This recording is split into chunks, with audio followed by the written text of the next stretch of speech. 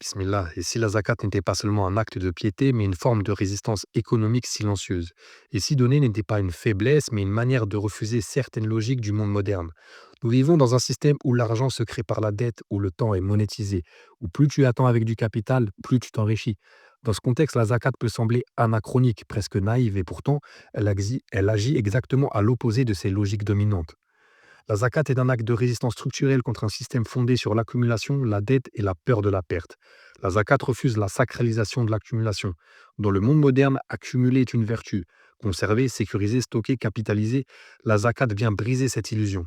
Elle rappelle que la richesse n'est jamais absolue, qu'elle est conditionnelle, temporaire et qu'elle implique une responsabilité envers les autres. Ce simple prélèvement annuel suffit à empêcher que l'argent devienne une idole silencieuse.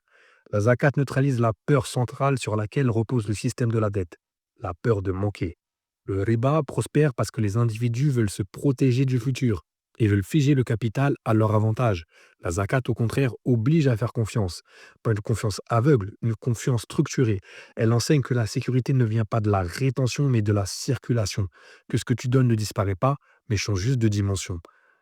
À l'échelle collective, la zakat devient une force de transformation silencieuse. Sans slogan, sans confrontation directe, elle redistribue. Elle empêche la fixation définitive des positions sociales. Elle rend la pauvreté et la richesse non héréditaires dans leurs principes.